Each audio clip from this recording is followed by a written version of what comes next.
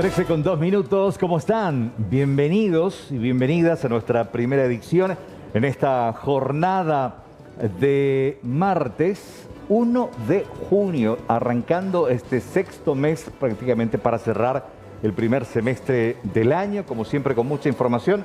Juan Cáceres, ¿cómo le va? Muy buenas tardes. Hola Carlos, ¿cómo estás? Buenas tardes, un saludo para toda la teleaudiencia. Bueno, mucha información para compartir con la gente. Indignación está causando lo dicho por la policía.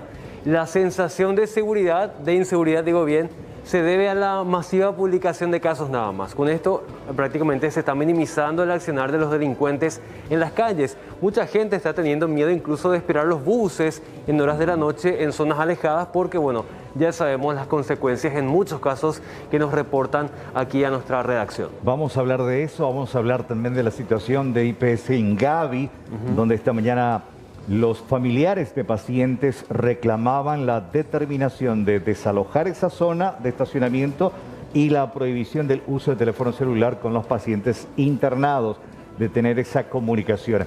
Habrá, tengo entendido, también una conferencia de prensa por parte de las autoridades de IPS Ingavi al respecto. Vamos a hablar de los números, de la cantidad de gente que se vacunó, las expectativas y bueno, todo lo que tenga que ver con la situación de la pandemia. Totalmente, pero como todos los días arrancamos con los datos del tiempo. Tenemos una temperatura actual bastante agradable, 26 grados según la Dirección de Meteorología para zona metropolitana. Vamos a ver los datos actuales que precisamente afecta a Central y Asunción. El cielo está despejado, la térmica es la misma. La humedad es del 48%, soplan vientos del nor-noreste a 18 kilómetros en la hora. En lo que resta de esta jornada vamos a tener máximas de hasta 29 y mínimas de hasta 17, sin tanto frío ya en noche y madrugada. Vamos al extendido a ver qué dice meteorología para lo que queda de esta semana. Miércoles, tiempo inestable, mínima de 17, máxima de 25. Misma condición para este jueves, mínima de 18, máxima de 25 grados. Este viernes, cielo parcialmente nublado, mínima de 20, máxima de 31. Y este sábado, mínima de 22 grados y máximas de hasta 32. Vamos rápidamente a la tabla de cotizaciones, a ver cómo se manejan los números en la jornada de hoy. El dólar a la compra se mantiene en 6.630, a la venta 6.730. El euro a la compra 7.300, a la venta 8.200 guaraníes. El peso argentino a la compra 40 guaraníes, a la venta 49. Y el real brasileño a la compra 1.180 y a la venta 1.280.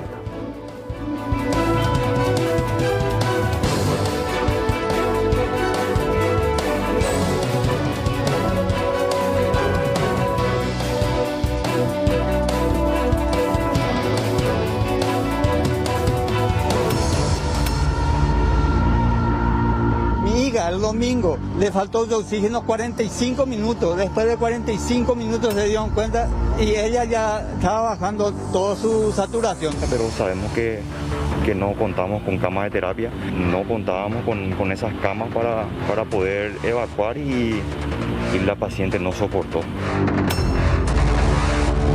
Se preparó la funeraria, se preparó todo, ellos empezaron nosotros a darle todos mis pésames, a darle fuerza. A las 4 de la mañana le llaman diciendo de que tienen una receta para esa persona y le dicen no, que no falleció, que fue una confusión de paciente. Yo soy asmática, soy diabética y en mi caso nosotros estamos con COVID, pero no me voy a mover de acá. Si me tengo que morir acá al lado de mi marido, me voy a morir al lado de mi marido. Acá hay personas que 5 a 6 días no saben nada.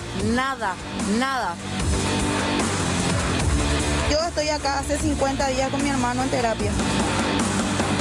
Dice, señora, su marido falleció, quiere venir a mirar y se va, el doctor le lleva y no era su marido.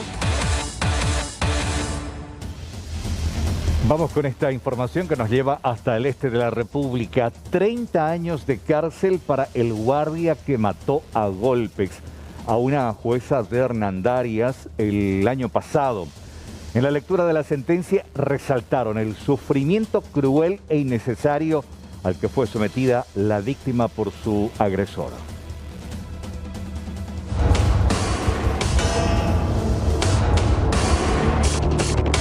25 años como pena principal y otros 5 años como medida de seguridad fue la condena aplicada por el Tribunal de Sentencia, que juzgó al ex guardia de la sede judicial de Hernandarias, hallado culpable de la muerte a golpes de la jueza Diana Eveline Mereles Duarte, en la tarde del sábado 27 de junio del año 2020. La presidenta del tribunal, al explicar los aspectos que fueron probados en el juicio, hizo especial referencia al terrible sufrimiento que tuvo la víctima desde el primer momento en que fue atacada por el guardia Wilson Scapini con un pesado extintor cuando se disponía a salir de su despacho. Fueron casi una hora en que la jueza imploraba por su vida ante el feroz y despiadado ataque por parte del guardia alcoholizado y drogado, quien la remató con terribles golpes en la cabeza con una piedra. El señor Wilson Scapini la intercepta y con un extintor de buen porte le aplica golpes en el rostro, ante lo cual Diana Eveline trata de defenderse, deja caer su bolso, termo y otros objetos que tenía en las manos. Sin embargo, el guardia continúa agrediéndola hasta dejarla caer por las escaleras, precipitándose hasta el piso inferior, donde Wilson sigue atacándola, mientras la víctima lucha por su vida gritando e implorando a su agresor a que no la mate y que está dispuesta a entregarle todo lo que quería, con tal de dejarla libre. Pese a las desesperadas súplicas, él mismo la siguió golpeando, lo que hizo activar el extintor que disparó los polvos químicos contra el cuerpo de Diana Eveline y contra las escaleras. Los golpes continuaban a medida de que ella suplicaba por su vida. Tal es así que Wilson arranca el cable de la toma eléctrica de una ladera, con el cual trató de estrangularla para luego arrastrarla hasta el pasillo, donde finalmente el hombre toma una piedra bruta con afilado canto que estaba allí como sostén de una puerta, y con ella le aplicó varios golpes hasta desfigurar el rostro y producirle el desprendimiento de la masa encefálica a la jueza Diana Eveline. Pero el guardia asesino no terminó su actuar criminal acabando con la vida de la magistrada, sino que luego tomó dinero de ella y buscó otras pertenencias de valor en su vehículo. Posteriormente, Wilson Scapini se cambió de ropa, dejando en el lugar su uniforme de guardia, campera, camisa y pantalón, todos manchados de sangre y del polvo químico del extintor. Acto seguido, extrajo de la cartera de la víctima unos $300 americanos, que luego utilizó para comprarse ropas en una boutique cercana. Antes de huir, abrió la camioneta de la magistrada, cuyo interior desordenó totalmente, dejando señales de haber buscado objetos de valor. Otro integrante del tribunal reiteró que con todo lo demostrado en el juicio no se puede aplicar ningún tipo de reprochabilidad reducida al acusado, cuya defensa intentó prevalecer la condición de adicto del guardia homicida. Estamos ante un crimen extremadamente grave.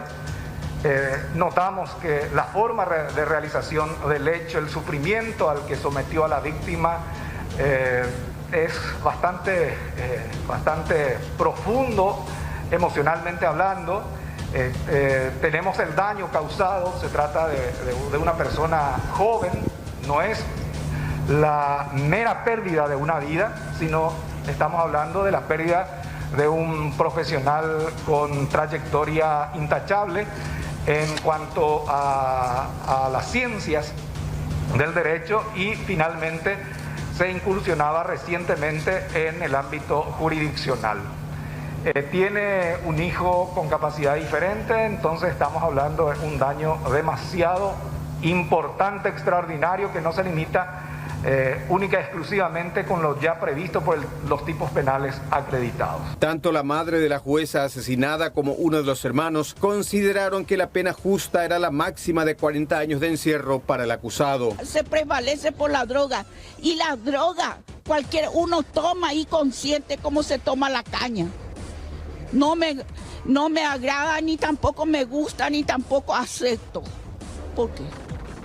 Tenía que cumplir los 30 años y 10 años de seguridad, de 40 años. Y como cualquier otro se hace cumplir los 40 años y ahora no puede. Es muy imparcial. La justicia no se está haciendo como corresponde. Mi hermana le dio de comer ese día a él. Y se va, le mata así. Espera que todos salgan para matarle sola, estando sola. Con todo eso y agarrarle con 25 años nomás. y 5 años de peligrosidad.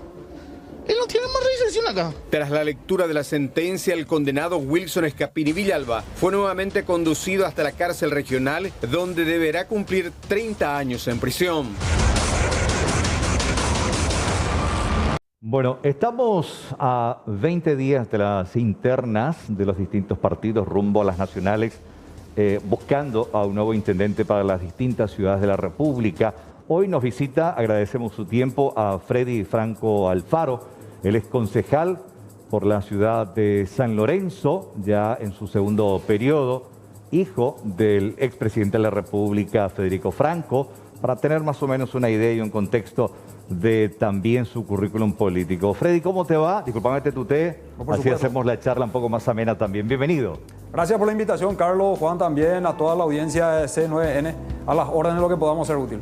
Bueno, esta vez la candidatura es para la intendencia. Así ya mismo. cumpliste 2 periodos de la concejalía, ya conoces bastante bien cómo se maneja la municipalidad. Y bueno, la intención es ahora tratar de llegar a la legislatura para, bueno, proyectar una San Lorenzo que necesita mucho trabajo, ¿eh? Es así, mira, fui electo a los 27 años concejal municipal de la ciudad. He ganado las elecciones internas de mi partido en 2 oportunidades. Pude ser cabeza de lista en esas 2 oportunidades, pero tuve la mala suerte, al igual que todos los sanlorenzanos, de tener 2 malos intendentes, Carlos Juan. Albino Ferrer, que tuvo que renunciar siendo pillado con las manos en la lata, y este señor Alcibiades Quiñones, que vuelve a cometer los mismos hechos. Cansado de la situación, al igual que todos los vecinos, hoy me presento para ser yo el responsable de la ciudad y no tener que llevar de repente una carga por malas actuaciones de lo que fueron los intendentes anteriores, o el actual y el anterior. En este momento estamos viendo, Freddy, que constantemente San Lorenzo lidera estos rankings de la ciudad más fea, la ciudad con más baches, con más aglomeración y congestión vehicular. Hoy en día, ¿cómo debe actuar el próximo intendente? ¿Dónde debe atacar en primer lugar para empezar a cambiar la ciudad? Yo creo que tenemos que entrar mucho sobre la concienciación de la gente. El intendente actual, hoy con COVID, participó el domingo anterior de una gran reunión del Partido Colorado a sabiendas que él ya tenía COVID. Lo irresponsable que fue en participar en esa reunión. Nosotros apelamos al intendente para que se pueda construir un pabellón de contingencia en el hospital de Calleí, al igual que, por ejemplo, Villa Elisa y otros distritos. Y nos presenta el proyecto que se va a aprobar la construcción del pabellón de contingencia, pero solicita en el mes de abril ya crédito a la cooperativa San Lorenzo.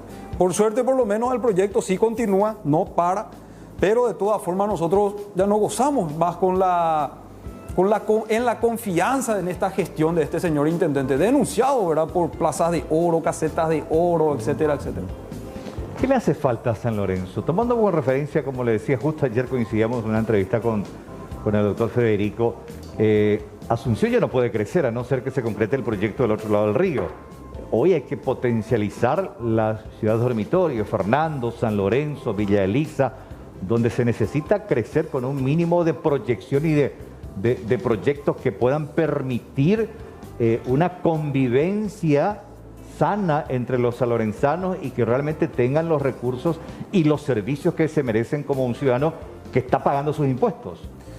San Lorenzo hoy puede convertirse en una metrópolis. Lastimosamente está más sucia que nunca, más fea que nunca, y creemos nosotros que podemos darle ese brillo que necesita y que el sanlorenzano se pueda sentir de vuelta orgulloso de ser sanlorenzano. Nosotros tenemos que atacar proyectos a corto, mediano y largo plazo. Lo que yo más le reclamo a este intendente es que ni siquiera un proyecto de desagüe pluvial no nos ha dejado.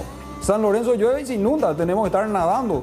Cada vehículo, todas las personas tienen que estar por ríos de raudales, valga la redundancia un poquitito, ¿verdad?, en raudales de gran magnitud por la ciudad de San Lorenzo y perjudicando todo lo que son los equipos de cada vivienda y por supuesto nuestros vehículos. Hablando un poco, Freddy, del tema de sectores políticos, el Partido Colorado lideró en los últimos años la intendencia, ¿no? ¿Qué estrategia prepara la oposición para buscar un poco ese consenso y lograr la fuerza necesaria para llegar al poder en esta ciudad? Hoy está consolidado un equipo político. Nosotros nos presentamos a consideración primero dentro del Partido Liberal, pero luego nos despojamos un poco de nuestras ambiciones particulares o personales. Tenemos que olvidarnos del fanatismo. Hay muchos intendentes, hay muchos concejales sinvergüenza, bandidos, ladrones que no resultan sus intendencias o su administración, como lo hay del Partido Colorado. Yo confío en que la gente hoy va a salir a votar más por la persona. Yo confío que esa ciudadanía que está mirando sufre al igual que nosotros y que le va a votar más a la persona. En ese sentido, Juan, nosotros hemos logrado una alianza con 5 partidos políticos y entre ellos el Partido Liberal. O sea, en el hipotético caso que nosotros salgamos victoriosos en nuestras internas, nosotros vamos a pugnar con una chapa de alianza para las generales. ¿Y cuáles son los proyectos concretos que Freddy, intendente, plantea y propone? Cuestiones concretas de decir, bueno, si yo llego, esto voy a hacer. Primero, antes que nada, mi querido Carlos, tenemos que entrar a hacer una gran auditoría en la Municipalidad de San Lorenzo. Limpiar un poco los planilleros que están ahí. Ojo, que eso no quiera decir que va a ser una casa de brujas solamente de tal partido a tal partido. Al contrario, tenemos que ver, porque yo trabajo todos los días en la Municipalidad de San Lorenzo. Le veo a los funcionarios, esos amigos del Partido Colorado, que no tengan miedo, con eso que nos solemos cruzar por los pasillos. Pero sin embargo hay mucha gente que va a cobrar solamente el día de fin de mes y nunca le viste que haya realizado una sola función. Y no solamente eso, a mí me preocupa definitivamente cómo vamos a hacer el desagüe pluvial a corto, mediano y largo plazo. No vamos a poder terminar, soy bien sincero, vamos a iniciar el proceso de cambio y tengo algunas estrategias, Carlos, audiencia, para no depender tanto del Ministerio de Obras Públicas y poder agilizar ese caótico tráfico vehicular que tenemos que soportar los centralinos. Hay mucha gente que pasa por San Lorenzo, pero odia pasar por San Lorenzo. Exactamente, Freddy, en ese sentido, hablando un poco del tráfico, ¿no? San Lorenzo, también la ciudad de Ñemby y Capiatá se encuentran en un punto de entrada a la capital que es como un embudo, ¿no? ¿Hay planes para asociarse con las demás ciudades y ver un poco una solución ya definitiva a este problema? Hay algunos candidatos que presentan como si fuera la gran idea el hecho de comprar una planta asfáltica. Presupuestariamente no nos va a dar los rubros para poder comprar la materia prima, realizar la mezcla asfáltica y tratar de bachear los 365 días al año. Yo propongo que nos consorciemos, nos asociemos, hagamos una cooperativa entre 3 o 4 municipios. Compremos una planta asfáltica, lo utilizo un tercio del año, el otro municipio un tercio del año y otro municipio lo siguiente, el resto del tiempo que haga falta, ¿verdad? Entonces, yo digo que no podemos trabajar más en forma desorganizada, sino conjunta con los demás municipios, porque hay arterias o hay rutas o calles que le benefician o le perjudican a ambos. Ejemplo, la zona donde yo vivo, detrás de Salema, la calle, lo que se llama la avenida Leopardi, ni Fernando de la Mora ni San Lorenzo quieren hacerse cargo porque justo es la calle límite entre los dos municipios. Sí, hay una calle que justamente... no me acuerdo, creo que es entre Fernando y no me acuerdo qué otra ciudad. Es una sola calle que en la mitad lleva un nombre y la otra mitad lleva otro nombre. Y ambas están, de ambos lados, están en forma desastrosa. Ninguno de los municipios se hace responsable. Y eso ocurre. Tenés toda la razón, Carlos. Tenés toda la razón. Y hay una parte, por ejemplo, en Barsequillo, se le llama Prat Hill en una parte y en otra parte se llama San Valentín. Pero hoy la gente conoce más como Prat Hill, pero su verdadero nombre es San Valentín en la zona de San Lorenzo, Barsequillo. También en una situación casi calamitosa. ¿Y cuánto cuesta una planta? ¿Ya se presupuestó? ¿Cómo? ¿Viste? Está una planta asfáltica. Hay de diferentes precios, Carlos. Si querés podemos comprar es una... posible. Claro, si querés podemos comprar una tipo licuadora chiquitita que a lo mejor va a dar solamente para hacer mezcla asfáltica, qué sé yo, para media cuadra, ¿verdad?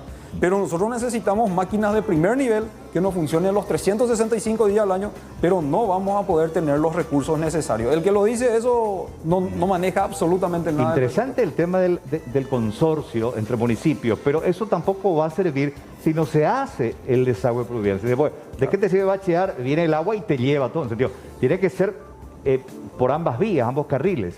Es justamente el punto que los vecinos de la calle 14 de Mayo, esquina General Genes, están siempre reclamando ahora. Se habrá reparado aproximadamente 50 veces. Y las 50 veces de vuelta deteriorada. Yo no sé por qué este intendente, por lo menos esa parte tan importante en San Lorenzo, no hace el desagüe pluvial de manera que pueda correr 100 metros nada más del arroyo San Lorenzo hasta. Y no hace un buen desagüe pluvial como para que pueda correr a 100 metros de donde está. ¿Y qué otro gran problema tiene hoy San Lorenzo? aparte del tránsito. Más que nada es la falta de confianza que hoy la gente tiene hacia sus autoridades. Realmente las autoridades dejaron de generar esa confianza y hay muchos vecinos que ya no quieren pagar su impuesto y hay muchos vecinos que su patente de rodado van a pagar en otro distrito. Bien lo decía una periodista a nivel nacional también, que muchos sanlorenzanos estaban yendo a pagar a Villa Lisa por la confianza que generaba el intendente Riscardo en invertir bien esos recursos. Y cansados de esta situación, muchos están por su propio vehículo ir a pagar en distritos del interior, más del interior. Porque presumo que por la cantidad poblacional que tiene San Lorenzo, que es una ciudad que tiene muchísima gente, en impuestos, en cobro, presumo que hay una muy buena plata que ingresa a las arcas de San Lorenzo. El presupuesto general de la Municipalidad de San Lorenzo es de 130.752 millones de guaraníes aprobados hasta el último año. Tuvimos 2 aumentos, se sacaron ya crédito el año pasado de 8.000 millones y este año unos 3.000 millones para la construcción del pabellón de contingencia. O sea, plata se tiene. No se le cobra a todo el mundo, se le cobra a los que no son amigos. A los que son amigos se le perdona bastante. Por eso la situación de la Municipalidad de San Lorenzo es la mala administración que hay hoy con este señor Alcibiades. Justamente uno de los casos más emblemáticos de mala administración es cuánto costó un esquinero ubicado cerca de la sede central de la patrulla caminera. Más de 30 millones decía, y era prácticamente arreglar las veredas nada más. O sea, un ahorro gigante se pudo hacer en ese caso. ¿Por qué la Junta Municipal, qué hizo en este tiempo para controlar o por lo menos para tratar de evitar ese mal gasto? En forma particular yo le he denunciado a este señor, a este intendente municipal.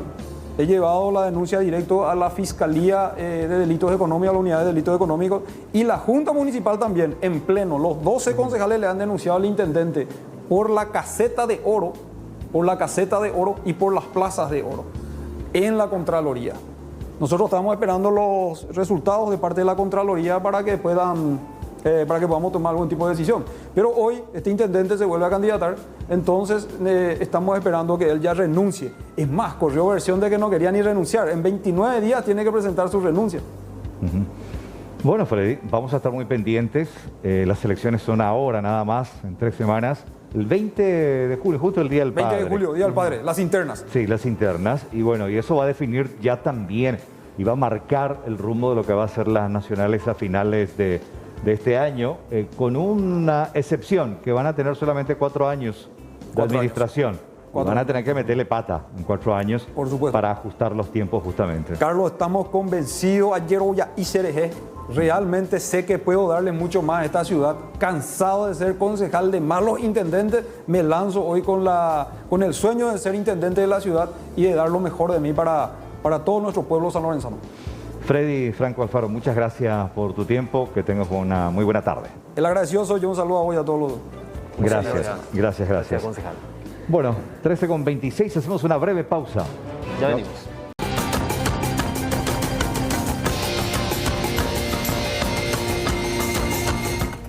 Vamos a esta noticia de último momento que nos llega desde el Palacio de Justicia. La Fiscalía acusa y pide juicio oral para la expresidenta de Petropar. Estamos hablando de Patricia Zamudio.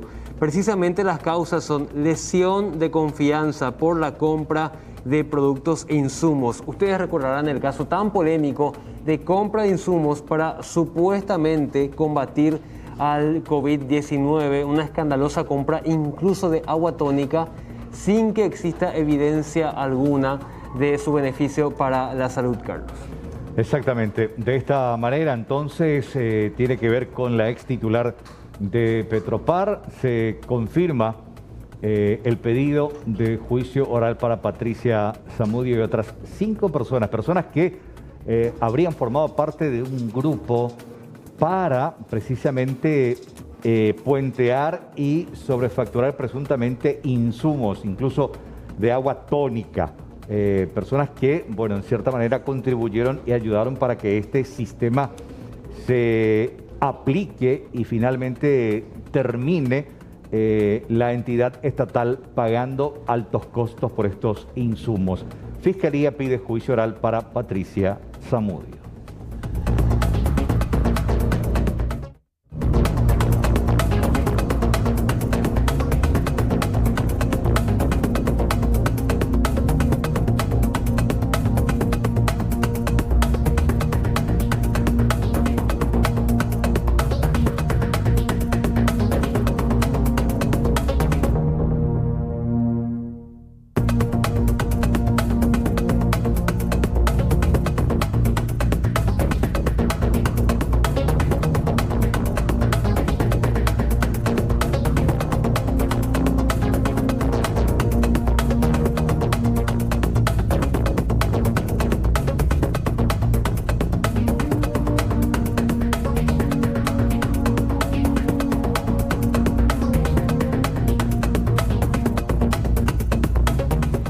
Bueno, esta historia terrible y tremenda, porque justo comentábamos como una noticia destacada la aparición del héroe sin capa, cuando reaccionó y defendió a una mujer. Sin embargo, en esta historia, el héroe aparentemente no corrió la misma suerte. Exactamente, porque un joven ciclista quiso evitar el asalto de una mujer y recibió un impacto de bala en el pecho que lo hirió de gravedad. El hecho se produjo en el barrio Mariscal Estigarribia de Asunción.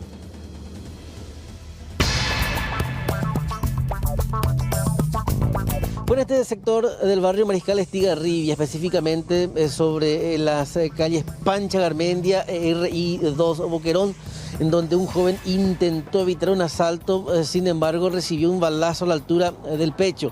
Él mismo observó cuando un delincuente intentaba despojar de su cartera a una mujer. Intervino, sin embargo, fue herido de bala. La víctima tuvo que ser trasladada hasta el Hospital del Trauma.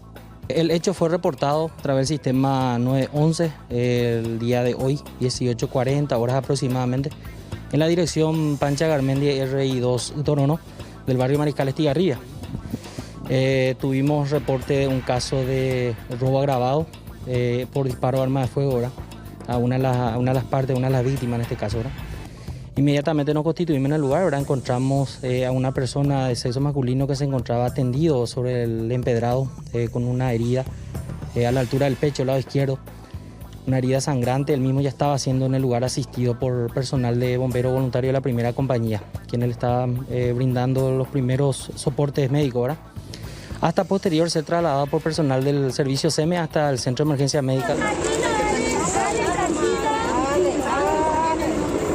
El joven de 27 años fue identificado como Alejandro Arza.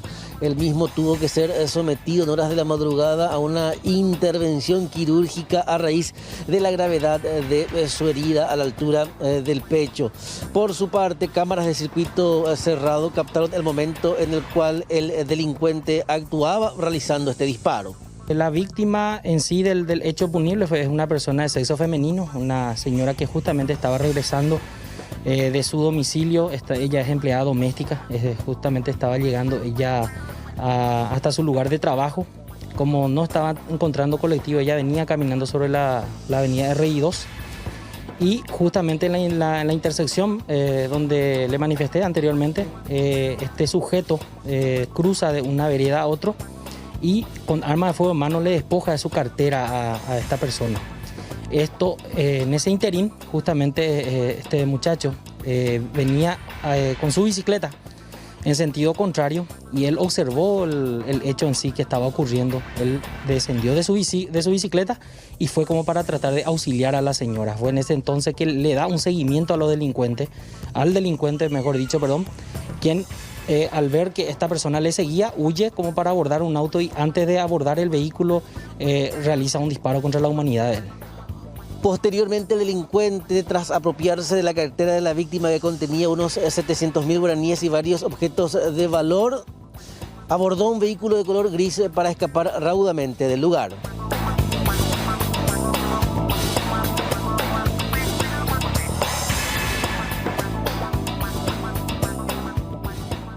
Bueno, dándole continuidad a esta historia, Alejandro Arza, que es el ciclista que terminó siendo baleado por delincuentes cuando intentó evitar un asalto, está estable, pero sigue intubado en el Hospital del Trauma.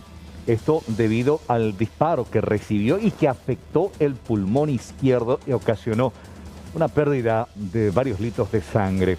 Los delincuentes dispararon a matar, según el doctor Agustín Saldívar. El joven de 27 años de edad había ingresado el día de ayer a las 19 horas, traído por una ambulancia con una herida por arma de fuego, con un orificio de entrada en el segundo espacio intercostal, línea medio clavicular anterior y orificio de salida alrededor del octavo o noveno de espacio intercostal, y en el quirófano se constató 2,5 litros de sangre en la cavidad torácica. Fue sometido a un proceso de transfusión masiva, 5 volúmenes de glóbulos rojos más 5 volúmenes de plasma. Se encontró una lesión en la língula, se llama, que es el lóbulo, lo que sería la parte media del pulmón izquierdo. una lesión de arriba abajo que lesionó vasos importantes de la circulación arterial y venosa del pulmón izquierdo. El paciente es traído nuevamente a la sala de reanimación, está actualmente en reanimación intubado, conectado a asistencia respiratoria mecánica, actualmente está sin drogas inotrópicas, tiene una diuresis estable. El criterio del terapista es que él va a estar todavía en proceso de intubación orotraqueal de 24 horas más, teniendo en cuenta la gravedad de la lesión que soportó en el pulmón izquierdo. ¿Podemos decir que perdió 2,5 litros de sangre? ¿Es correcto o no? Nosotros calculamos que es más, porque si nosotros constatamos en el acto quirúrgico a la apertura del tórax 2,5 litros de sangre, estamos hablando de la mitad de una volemia normal de una persona del kilopeso que él tiene, más lo que perdió en el lugar del hecho y en el trayecto, exteriorizando ese sangrado. La persona que le disparó con intenciones criminales, porque el orificio de entrada está justamente sobre la región precordial, nosotros decimos, toda lesión que está por dentro de la línea medio clavicular de ambos lados y tendiendo hacia el centro, uno juega con intenciones de matar. Los pedículos pulmonales, si es que uno no tiene un auxilio rápido, suelen ser mortales, pero de todas formas llegó a tiempo y fue auxiliado a tiempo. Y él tiene una diuresis aceptable, su gasometría en sangre está aceptable, las presiones dentro de lo que se implica en el respirador, teniendo en cuenta la lesión pulmonar importante que tuvo en el pulmón izquierdo. Y aparte de eso hay que considerar lo otro, él es un atleta, es un deportista, es decir que su capacidad de reacción y alarma que tiene en el estrés quirúrgico es relevante a la hora de reparar esa lesión grave que tuvo. Al despertar del paciente nosotros vamos a tener el panorama de cómo se despierta. También de acuerdo a la rapidez con que se le auxilió, nosotros evaluamos que hay que esperar de todas formas el destete y la extubación del paciente. Mi hija el domingo le faltó de oxígeno 45 minutos. Después de 45 minutos se dieron cuenta y ella ya estaba bajando toda su saturación. Pero sabemos que no contamos con camas de terapia, no contábamos con esas camas para poder evacuar y la paciente no soportó. Se preparó la funeraria, se preparó todo, ellos empezaron nosotros a darle todos mis pésames, a darle fuerza. A las 4 de la mañana le llaman diciendo de que tienen una receta para esa persona y le dicen no, que no falleció, que fue una confusión de paciente. Yo soy asmática, soy diabética y en mi caso nosotros estamos con COVID, pero no me voy a mover de acá. Si me tengo que morir acá al lado de mi marido, me voy a morir al lado de mi marido. Acá hay personas que 5 a 6 días no saben nada. Yo estoy acá hace 50 días con mi hermano en terapia. Dice, señora, su marido falleció, quiere venir a mirar y se va, el doctor le lleva y no era su marido. Bueno, qué desesperante, Carlos. Sí, y precisamente vamos a hablar de este tema. Incluso ya se anuncia para las 15 horas una conferencia de prensa desde el IPS INGAVE. Presumimos que es para tratar de abordar esta serie de situaciones que se está dando repetidamente en esta institución y el enfrentamiento principalmente entre los familiares de pacientes internados por COVID y el director del IPS INGAVE, el doctor Ricardo Olmedo. Esta mañana hubo este encontronazo, varias denuncias de supuestos maltratos a pacientes fueron realizadas por los familiares. Además, manifestaron su disconformidad a las nuevas normativas de prohibición que se establecieron a partir de hoy en esta institución. Exactamente. ¿Y qué respondía el director del hospital? Que desde hace una semana vienen implementando nuevas medidas de seguridad, entre ellas la prohibición del uso de celulares a los internados y solo un acompañante por paciente. Escuchemos. Ya no le tiene paciencia, ya no le da. Le dejan sin comer. Yo tengo. Bueno, esta es una queja de los familiares, director. Atendible. Claro, totalmente. Nosotros sabemos, doctor, que con las medicaciones que ellos reciben son fuertes. Y si no comen, se van a debilitar cada día más. Y en vez de mejorar, van a empeorar. Y se van a morir. Otra cosa, doctor. muchos de nosotros estamos durmiendo en nuestros vehículos y viene el relevo y ahora no nos dejan entrar. Estamos allá a 4 cuadras, estamos estacionando. Es medio ridículo, doctor, eso, porque nosotros vivimos ahí. No vamos a entrar todos en esa carpa. No hay lugar para una aguja más en esa carpa. Justamente esa es la razón de... Y sí, pero son muchísimos pacientes, calcular 300 pacientes, 300 familiares afuera. No, yo no te pido que estén 2 personas conmigo ni 3, pero es una opción que nosotros tenemos. Nosotros vivimos en nuestro vehículo justamente para no estar ahí en esa carpa. Nos mantenemos distanciados en nuestro vehículo. O sea, que dejen el relevo, uno y uno. No, uno y uno, una persona por cada paciente. Dejan. Hoy, por ejemplo, a 4 cuadras estoy dejando mi vehículo. ¿Quién se hace responsable también por mi vehículo? Yo tengo que estar pensando acá por mi gente que está acá adentro y por mi vehículo allá. Cosas materiales, pero es mi uso, mi movilidad también. Y yo ahí duermo a la noche cuando me quedo. ¿Y dónde voy a dormir? Bajo el árbol. Esas son las cosas que no tienen lógica para nosotros, porque nosotros vivimos acá diariamente. Estamos viviendo acá. Que nos dejen por lo menos. Y hay posibilidad de... lo que puedo yo permitir es un familiar por cada paciente. Un familiar que haya ese control. No hay lugar donde estacionar, ya ven que no... todo lo que... Yo tenía mi lugar, salió la persona. Yo tenía mi lugar. Vine a revelar, a guardar mi lugar, la persona que estaba en mi lugar se fue y yo vengo de día, de noche viene una persona, no podemos dejarle a nuestro paciente porque nos piden medicamentos y vos tenés que ir a comprar. Y cuando obviamente no va a ser solamente una persona que esté las 24 horas del día. Cuando llegaste, ya no te dejaron. No me dejaron entrar, salió la persona que estaba en el lugar donde nosotros usamos como estacionamiento. Y ya no se va a trabajar porque indefectiblemente una persona no va a estar 32 días acá internada con su paciente. Tiene que ir a trabajar, tenemos que comer, doctor. Y bueno, la persona que está libre viene y se queda con el paciente, pero no le podemos dejar cero. Sí, hay lugar, doctor.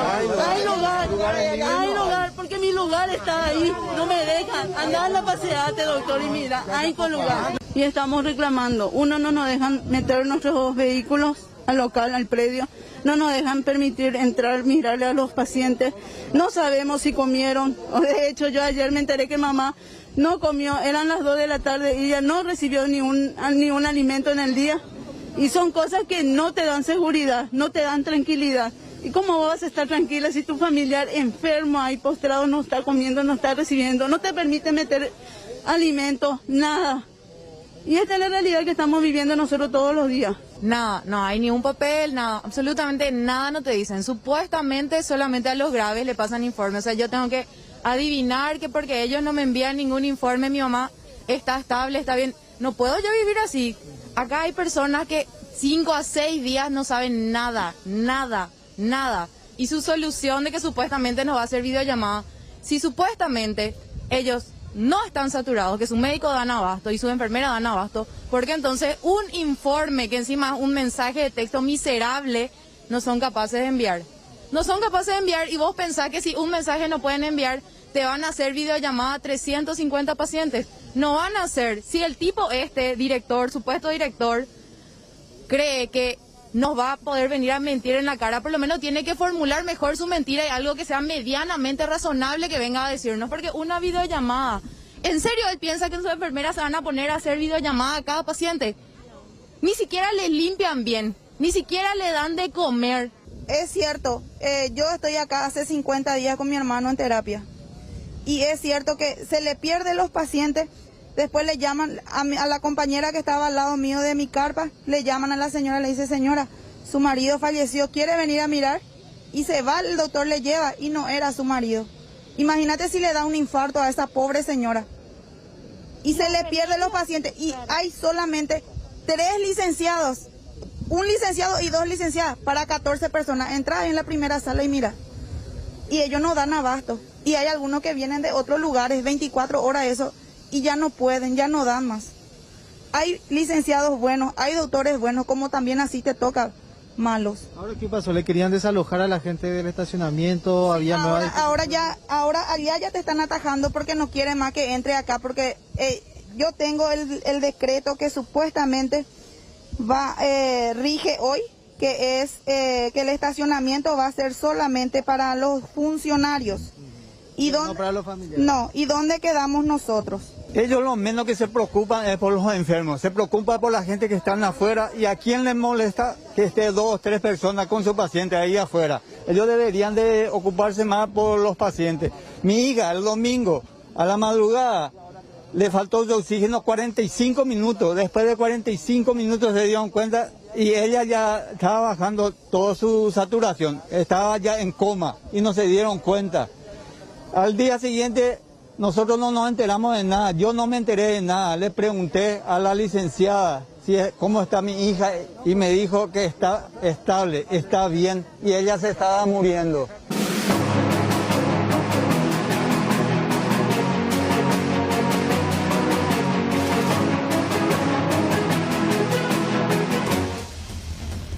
con 49 minutos en la República del Paraguay, 26 grados la temperatura, bastante agradable a estas horas.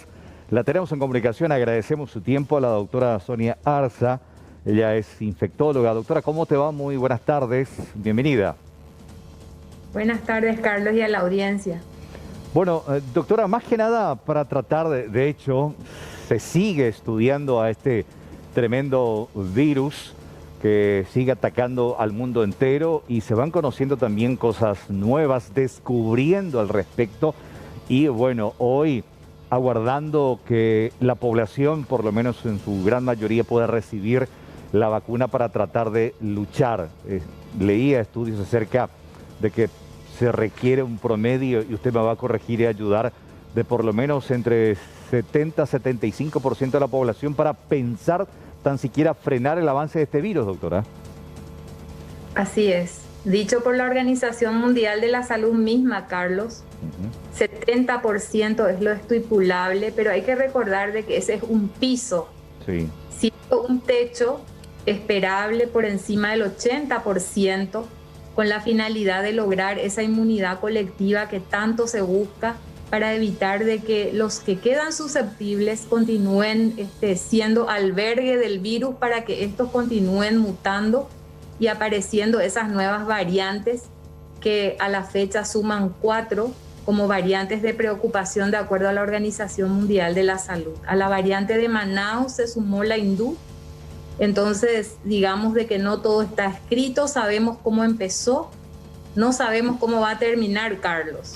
Esa es la situación actual. Y sobre la situación de inmunización, porque Salud Pública dice, bueno, hay 2 factores que hemos detectado. Primeramente, la gente no se va a vacunar. Hoy, por suerte, hubo una afluencia importante. Y también el tema del desconocimiento, el tabú que existe y que gira en torno a las vacunas en el interior. Pero no se ve un planteamiento de un plan B, en el sentido de qué manera inmunizar, ejecutar con las pocas vacunas que tenemos. Y sí, realmente la máxima atención debe estar orientada justamente a eso que usted comenta, a la acción con la finalidad de que esas pocas dosis lleguen al destino adecuado. Eso es muy importante. Si un grupo de personas se inscribieron para vacunarse y resulta que es conocida la información de que no pudieron llegar hasta un vacunatorio por falta de movilidad o porque alguien no los pudo llevar, se tiene que desplegar entonces estrategias con la finalidad de cumplir el cometido y llegar a esa población objetivo. Eso es lo que tiene que acontecer mientras van llegando más vacunas, para que en forma prudente se vayan abriendo, por supuesto, los rangos etarios para poder justamente otorgar esas 2 dosis tan necesarias de las vacunas para poder lograr esa eficacia esperable o publicada, por lo menos, con las mismas, ¿verdad? Atendiendo a que si no es el más importante, se convierten las vacunas hoy en uno de los elementos vitales para poder frenar esta pandemia. Doctora, estamos captando, doctora, varias opiniones acerca de un sentir ciudadano que habla de que se requiere una urgente aceleración de la campaña de vacunación, abarcar a más personas, no esperar tanto en el tema de la franja etaria. ¿Qué le parece la campaña actual que está aplicando el Ministerio? Y es la campaña que pueden realizar. Yo hablo en relación a la cantidad de vacunas. Recordemos, hay que ser un poco también crítico pero objetivo, ¿verdad? Recordemos de que estamos con las resultas de una falta de gestión previa. Entonces estamos haciendo lo que se puede con lo que se tiene, es básicamente lo que así como lo vemos, ¿verdad? Entonces, sin embargo, si hay una X cantidad de vacunas y tenemos una población objetivo, como recientemente las mismas autoridades comentaron, de que en realidad no llegaron a ellas porque no pudieron llegar al vacunatorio, entonces me parece correcto activar mecanismos para que las vacunas lleguen a esa población. Si ellos no van a la vacuna, que el vacunatorio vaya hasta estas personas y logren protegerlas, mientras en forma prudente se va abriendo justamente los rangos etarios hacia abajo, justamente esa población activa que preocupa, porque es la que sale, la que labora, tiene que salir a trabajar y es la que después queda infectada y trae el virus a la casa. Y hay que entender de que en este momento, digamos, la transmisión es muy elevada y el factor de reproducción alcanza como mínimo a 2 personas o más en este momento. Ya no es el 1, aquel que cuando decíamos una persona infecta solo a una y la curva, digamos, se mantenía plana. En este momento nosotros tenemos un ascenso importante que justamente se visualiza con los números que a diario estamos corroborando, no solamente en cantidad de infectados, sino que en cantidad de complicados aguardando por terapia, hospitalizados, intubados y los fallecimientos. Y con relación al tema de la vacunación, es importante esto, como le decía, desmitificar acerca del tabú en torno a la vacuna. Hoy las vacunas que tenemos, todas son eficientes. ¿Y de qué manera ayuda al cuerpo a pelear en esta situación? Incluso algunos indican que la primera dosis ya en un adulto mayor podría colaborar fuertemente para pelearla en el caso de que se infecte. Claro, las vacunas en realidad, todas las que han pisado suelo paraguayo, tienen una eficacia demostrable y al momento de sopesar el riesgo de padecer la enfermedad versus el beneficio de la vacuna, sigue ganando el beneficio de la vacuna. Aquí es muy importante realmente asegurar esas 2 dosis, son importantes. Si bien la primera, como usted decía, ya da cierto aventajamiento en relación a que entrena al organismo para enfrentar las formas graves de la enfermedad, son necesarias justamente, es necesaria esa segunda dosis. Mientras tanto, hasta que no se demuestre, digamos, o no se tenga una mayor cantidad poblacional vacunada, es importante, a pesar de estar vacunados, continuar manteniendo estas medidas sanitarias, el uso correcto del tapabocas, el distanciamiento social, evitar esas aglomeraciones innecesarias, a veces hasta absurdas, en un intento, yo diría, de rebeldía, yo no sé contra quién, contra ellos mismos, porque en realidad existe también cierta parte de la sociedad irresponsable que justamente va a llevar el virus a esas personas que se cuidan, por así mencionarlo, ¿verdad? Si bien no todo está arraigado en la ciudadanía, parte de la responsabilidad también es nuestra. Tenemos luego pocas vacunas, el mecanismo es muy lento, tenemos a menos de 2% de nuestra población vacunada con 2 dosis y alrededor de un 5% vacunado solo con una dosis. Por lo tanto, estamos en una situación difícil. Estamos en el último lugar en vacunación y primero en mortalidad a nivel mundial. Sí, y con relación precisamente a eso de entrenar al cuerpo para pelear en esta batalla, hay estudios que están saliendo, no sé si usted ya leyó al respecto, que dice que la infección con coronavirus, aquellos que ya pasaron por esta enfermedad, podría implicar una inmunización de por vida. ¿Leyó, sabe al respecto qué hay sobre este tema, doctora? Sí, son publicaciones que salieron, pero justamente también es importante entender lo siguiente, ¿verdad? Nosotros llevamos de conocer al coronavirus poquito más de un año, porque fue en enero del 2020, en donde sabemos que se trata de un coronavirus, pero de una nueva cepa. Recién en noviembre fueron aprobadas las primeras vacunas y los países primermundistas lo aplicaron. De noviembre a ahora tenemos simplemente 7 meses. No podemos, con esos números pequeños de poblaciones estudiadas, decir de que inmuniza por toda la vida si apenas han transcurrido 7 meses. Entonces no podemos hablar de eso. En realidad, no todo está escrito. Es un hallazgo esperanzador el que hayan encontrado, por ejemplo, recientemente a través de estudios ultrasensibles, detectado fundamentalmente anticuerpos en ese menos del 5% de personas asintomáticas. Lo hicieron en Alicante, España, por ejemplo. Es esperanzador, pero no todo está escrito, Carlos. Es importante robustecer los estudios, que en realidad sean analizados por pares para poder posteriormente traspolar los hallazgos a la vida real, ¿verdad? Por así mencionarlo. Es un dato esperanzador, mas no todo está escrito. No podemos ser ni muy optimistas ni tampoco tan pesimistas.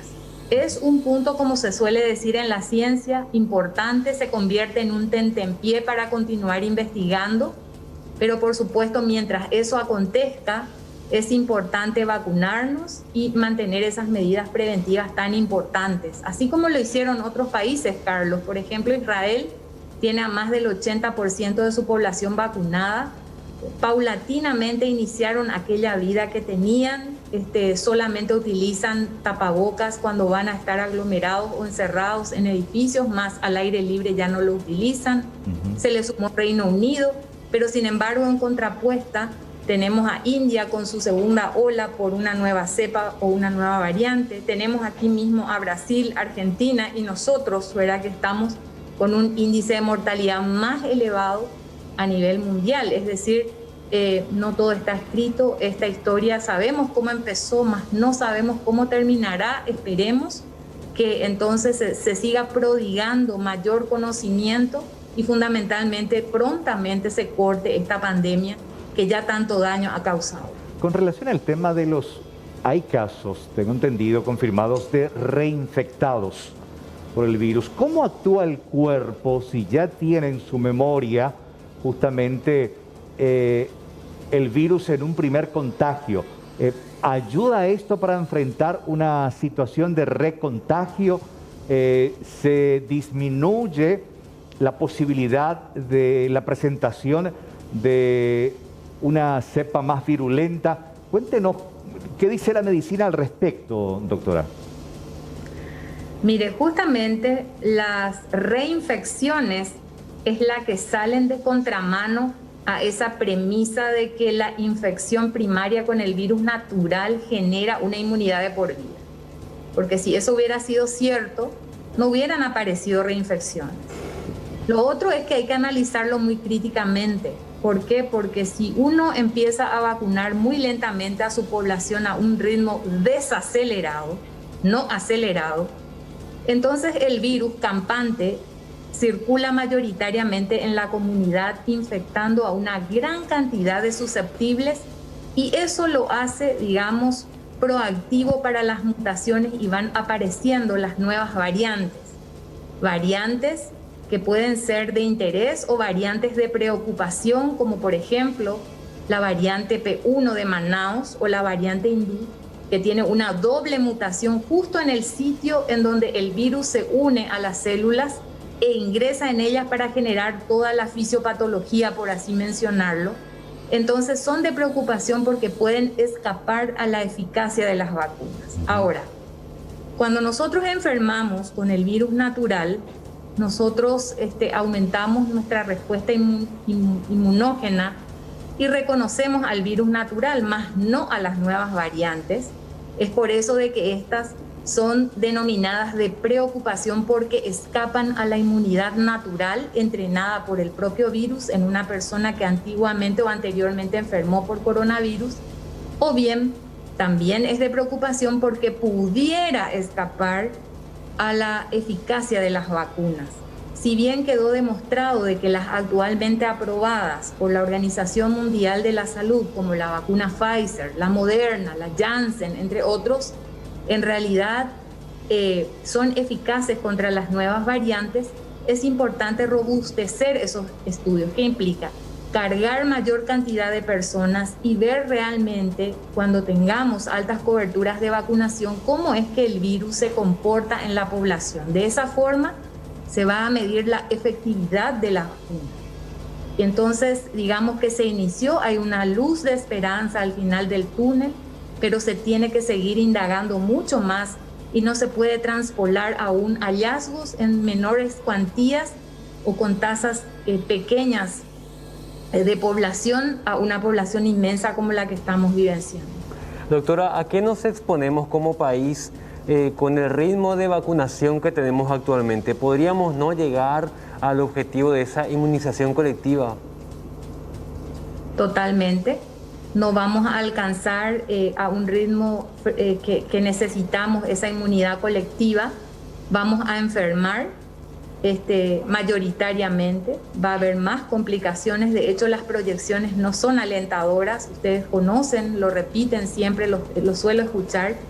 En realidad no son alentadoras si seguimos con este ritmo. Aquí es importante, si bien se está haciendo lo que se puede con lo que se tiene, ¿verdad? Las autoridades lo están haciendo. Es importante que esas vacunas que llegan en realidad sean optimizadas y utilizadas en la población que necesita. Si sabemos que la población no llegó porque alguien no le pudo llevar, pues llevemos nosotros la vacuna. Si finalmente se conoce cuál es el motivo por el cual no acudió. Luego es importante seguir recibiendo esas vacunas y empezar con una fuerte campaña comunicacional. Paraguay tiene que encontrarnos unidos en una fuerte campaña comunicacional, es importante, con la finalidad de que la gente de adentro, de allá de tierra adentro, no desconfíe de las vacunas, que acudan masivamente para recibirlas. Es la única forma de frenar en este momento esta pandemia que está causando muchos estragos en nuestro territorio. Estamos mirando la franja adulta, pero en el campo pediátrico, que es donde me manejo, en realidad las tasas de afectación aumentaron. En este momento en el Hospital de Clínicas tenemos en la sala de pediatría, en la contingencia COVID, un 70% de nuestras camas ocupadas por niños con COVID. Y detrás de esos niños tenemos 5 familiares contagiados. Eso implica que en realidad ese índice reproductivo aumentó muchísimo. Y si continuamos de esta forma y no la aplacamos con una vacunación masiva y con altas coberturas, el escenario realmente es muy desalentador. Doctora, ¿qué hizo que cambiara esta situación cuando hablábamos el año pasado? No se preocupen, los chicos son asintomáticos. Hoy, a esta altura de la pandemia, ese porcentaje es muy elevado y preocupante. Hoy no son ya asintomáticos, sino que en algunos casos necesitan internación y ya supimos de casos también de niños fallecidos. ¿Qué fue lo que cambió? ¿La mutación del virus, la virulencia? ¿Por qué ese cambio radical de hace un año con el de ahora, doctora? Y justamente la aparición de nuevas variantes. En territorio patrio sabemos de que la variante P1 o Manaus es la que mayormente está circulando, lo dijeron nuestras autoridades. Esa es una variante de preocupación que inclusive puede pasar invisible a la inmunidad celular humana e ingresar dentro de la célula y empezar todo el escenario de la enfermedad COVID-19. De eso no escapan los niños porque es la población vulnerable. Son los adultos los que le transmiten la enfermedad y muchos de ellos hacen un cuadro autolimitado mayoritariamente, pero un porcentaje nada despreciable en este momento, sobre todo los niños mayores de 10 años, hacen cuadros muy parecidos a las del adulto. Hemos tenido ingresos en terapia intensiva, han sido pronados también los niños intubados, han cursado con síndromes multiinflamatorios sistémicos, es decir, todo el organismo está hiperinflamado, ¿verdad? Entonces, y ha existido también, como usted dice, lastimosamente, fallecimientos. Entonces, en realidad lo que el virus en este momento hace es buscar susceptibles. Aquel que no enfermó aún recientemente o aquel que no está vacunado, en realidad son muy poquitos a nivel nacional, ¿verdad? Esos vacunados, perdón. Entonces busca a población susceptible, infecta en la medida que va infectando, es un campo fértil para las nuevas mutaciones y la aparición de nuevas variantes. Recordemos que en diciembre, a finales de diciembre, una persona que viajó a Japón resulta que enferma de COVID, ahí mismo aíslan el virus, amplifican y descubren que se trata de una nueva variante. Y también a inicios de este 2021, India nos alertaba de una doble mutación, que es la que actualmente ya circula en 44 países del mundo. Está en Argentina, ya llegó también a Brasil, y de que llegue a Paraguay está a un paso, si es que ya no llegó, ¿verdad?, la variante hindú. Entonces, así como vaya cursando el tiempo, exista mayor cantidad de infecciones y personas susceptibles que alberguen el virus, estas mutaciones continuarán ocurriendo y las variantes continuarán apareciendo. Por lo tanto, entonces, es prioritario vacunar y aumentar los índices de cobertura de vacunación. Es demasiado importante para poder dar freno a este acelere de la pandemia. Doctora, en este sentido, y brevemente para ir cerrando, ¿no?, el tema de los niños con algún tipo de riesgo, estamos hablando de sobrepeso o algún principio de diabetes, ¿deben tener un especial cuidado? ¿Qué se recomienda para ellos? Sí, al igual que el adulto, esos son factores de riesgo. La misma obesidad ya se convierte en un factor de riesgo para el COVID. Las inmunodefensas bajas también, obviamente. Entonces aquí se requiere por ejemplo, si tienen esos factores de riesgo, que hagan clases virtuales, por ejemplo, que no acuda a clases presenciales momentáneamente, por lo menos hasta que esto se calme. Si bien la educación es un derecho, la salud también es un derecho. Por lo tanto, hay que precautelar cada uno de los aspectos que hacen a un todo al niño, ¿no? Entonces, eso es muy importante. Doctora Sonia Arza, como siempre, muy amable por su tiempo. Muchas gracias. Por favor, a la orden siempre.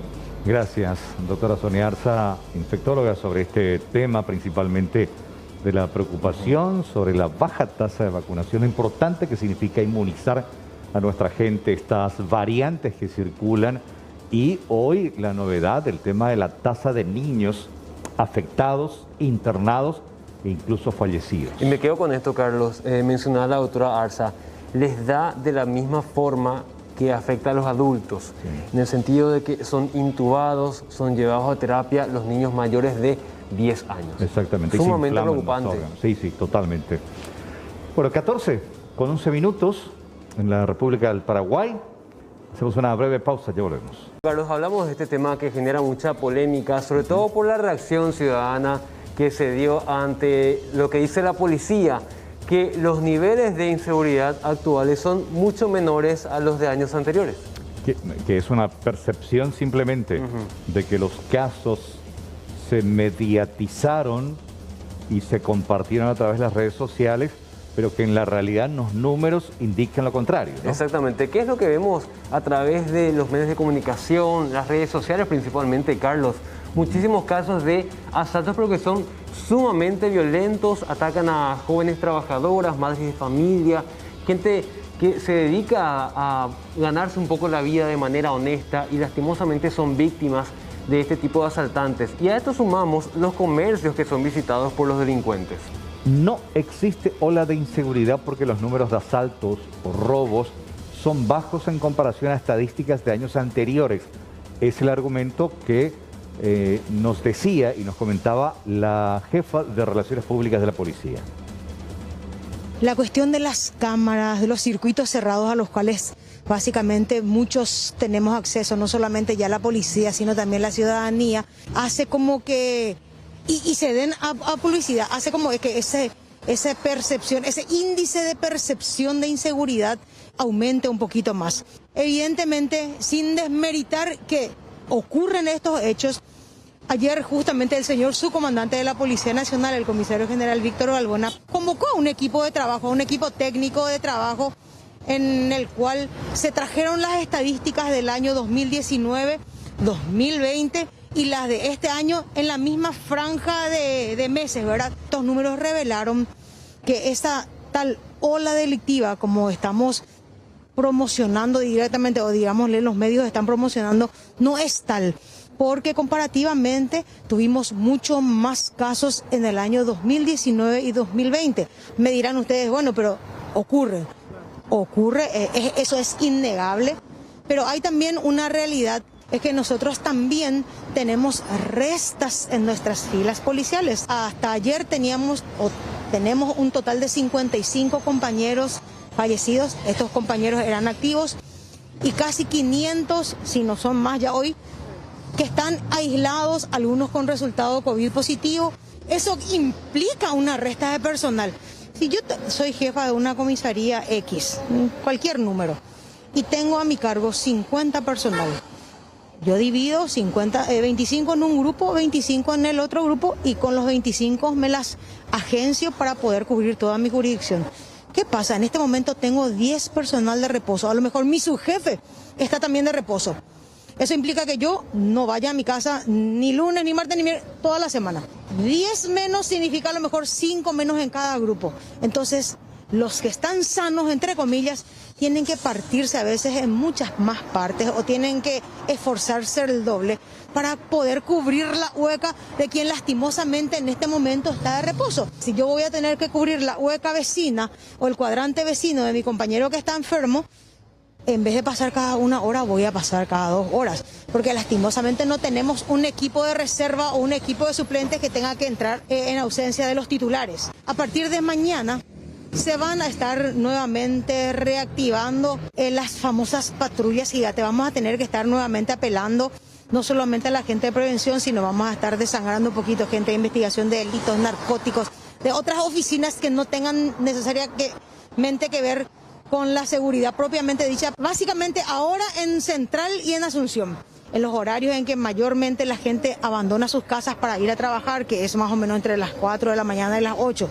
Y en el horario viceversa de retorno, que generalmente empiezan a las 19 horas y se extiende hasta cerca de la medianoche, vamos a estar realizando e intensificando nuevamente los controles, las patrullas, y a eso estamos apelando a partir del día de mañana, buscando quizás una respuesta o una salida conveniente para poner un poco de freno a esto que está pasando.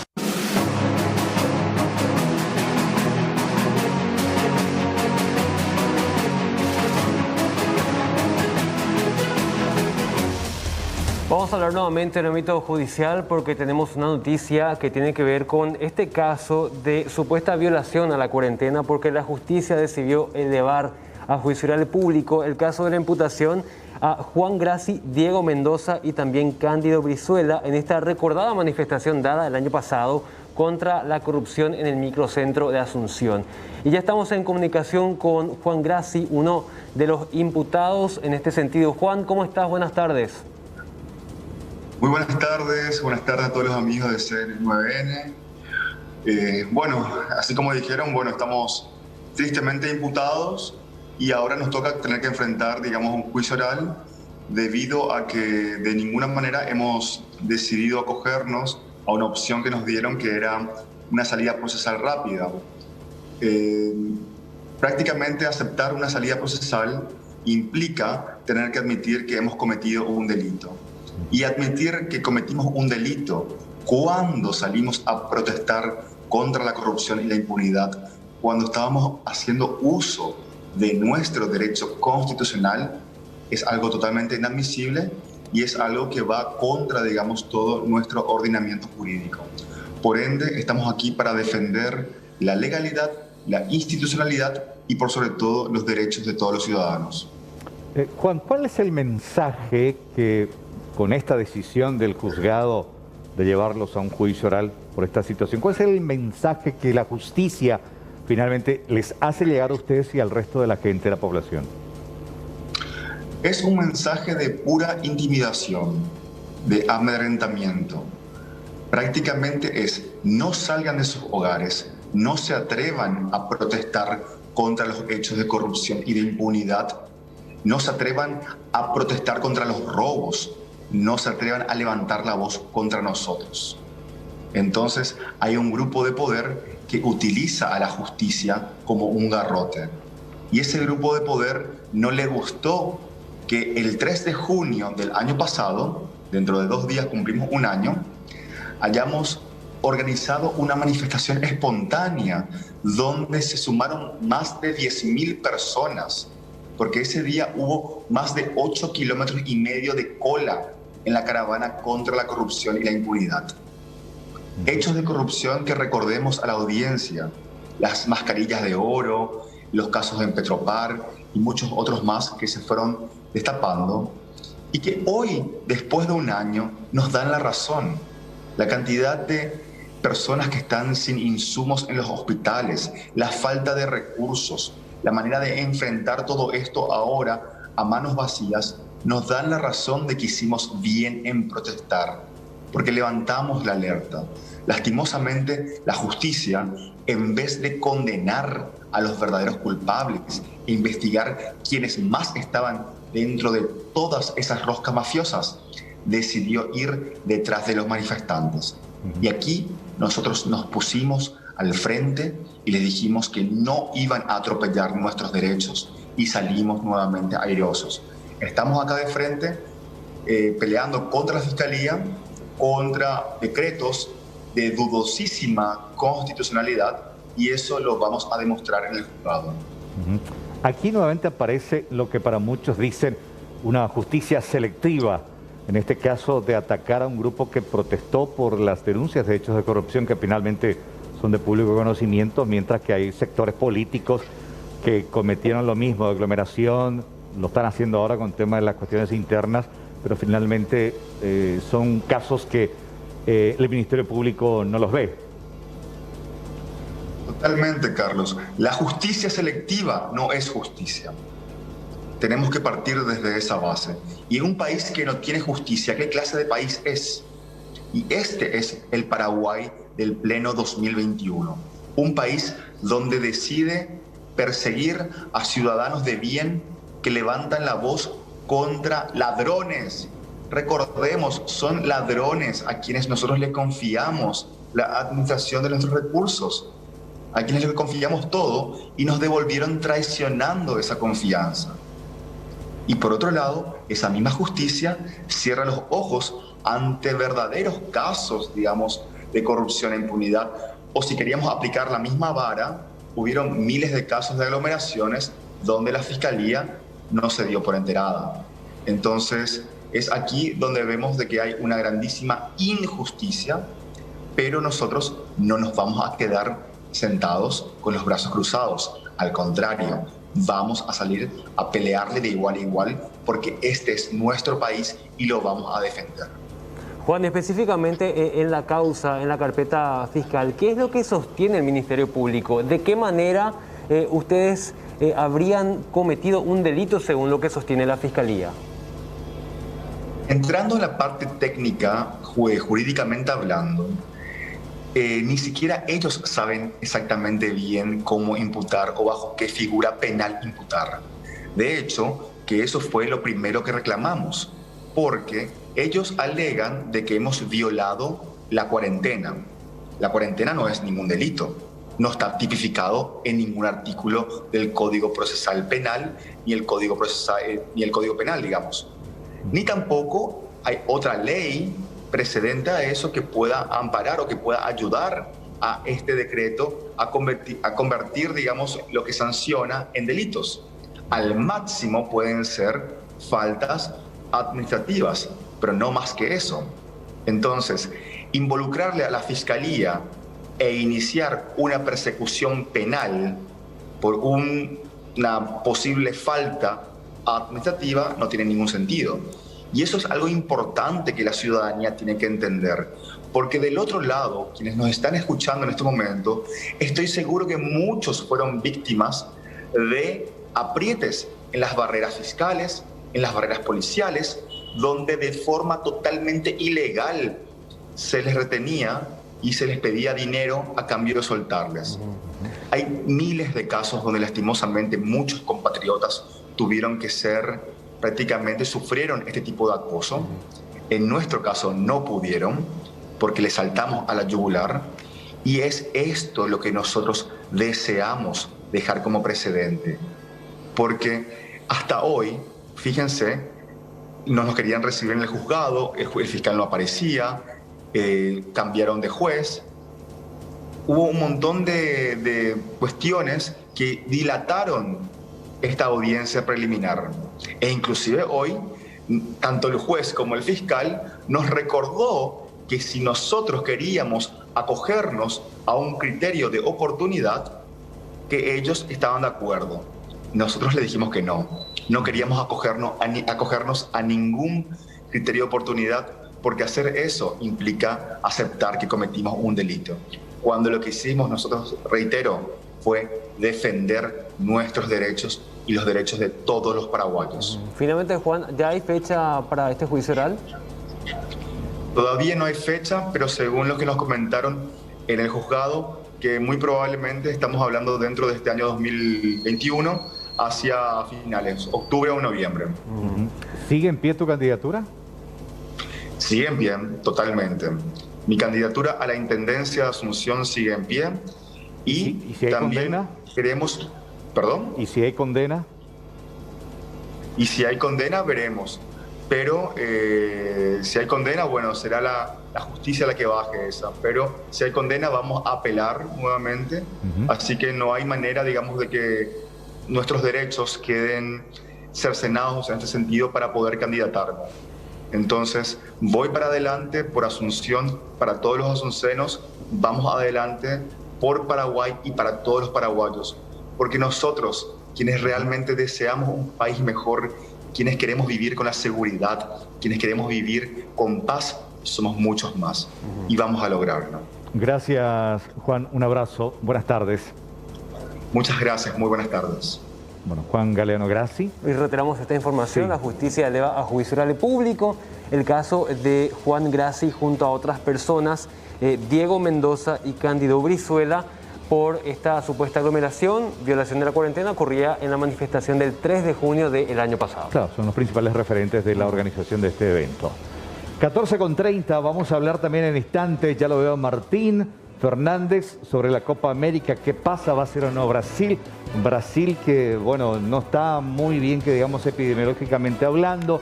Bueno, hay muchas preguntas. Tiempo, Carlos. ¿Qué va a pasar? Sí, pero 2 semanas prácticamente. Hacemos una pausa brevísima, ya volvemos. Bueno, y es momento de hablar de esto que se conoce como turismo de vacuna, el éxodo masivo de paraguayos a los Estados Unidos, donde incluso ya desde el aeropuerto tiene la posibilidad de inmunizarse. Solo en el mes de mayo, de acuerdo a registros oficiales, más de 7.000 paraguayos viajaron a los Estados Unidos. Y se estima que este mes, que arranca hoy, junio, la cifra podría aumentar, de acuerdo a los datos proveídos por la titular de Migraciones. Los últimos registros son desde abril, desde el 1 de abril hasta el 29 de mayo. Tenemos 9.339 paraguayos que ya fueron a los Estados Unidos y, como habíamos hablado antes fuera de cámara, esto también se podría sumar otros vuelos donde no se declara el destino final y lo tomamos el destino más pronto que se tiene por las otras aerolíneas. De lo que estamos hablando son de aquellos que declaran y aquellos vuelos que son directos a Estados Unidos. Y la proyección obviamente va en aumento, teniendo en cuenta ya las facilidades de vacunación en Estados Unidos, y bueno, todos aquellos que vayan y ya reservaron sus pasajes se van a ceñir obviamente.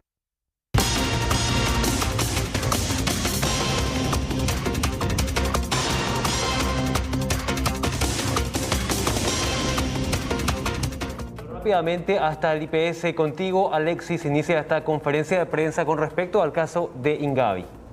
Hola. Tanto Ingavi como otros varios puntos son los que están adelantando como motivos o argumentos de esta conferencia de prensa. De hecho, vemos la presencia de numerosos directivos del Instituto de Previsión Social, tanto del área médica como también aquellos que competen a la gerencia administrativa. Pero uno de los puntos principales ya cuando es lo relacionado a lo que mencionaba cuando iniciábamos, Juan, la situación en la clínica Ingavi, no solo de los pacientes, sino de la queja generalizada de sus familiares y el nuevo reglamento. El doctor Batista va a iniciar esta conferencia de prensa. ¿Estamos unidos como para empezar? El director de comunicaciones también ultimando los detalles para dar inicio a la conferencia de prensa. El doctor Batista nos decía, será el vocero de la misma. Así también se habla de algunas nuevas disposiciones y reglamentaciones específicas desde el Instituto de Previsión Social. Anunciaron que iba a ser la conferencia iba a ser puntual y ya se inicia la misma. Damos inicio a la conferencia de prensa. Va a iniciar el doctor Jorge Batista. Doctor Jorge Batista. De Salud. Adelante, doctor.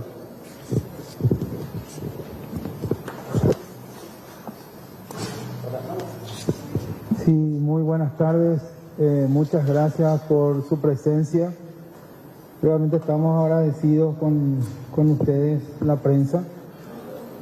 Vamos a tratar de hoy comunicar un poco las actividades que vamos a desarrollar, que algunas ya estamos desarrollando en nuestros hospitales con respecto a la pandemia, al COVID.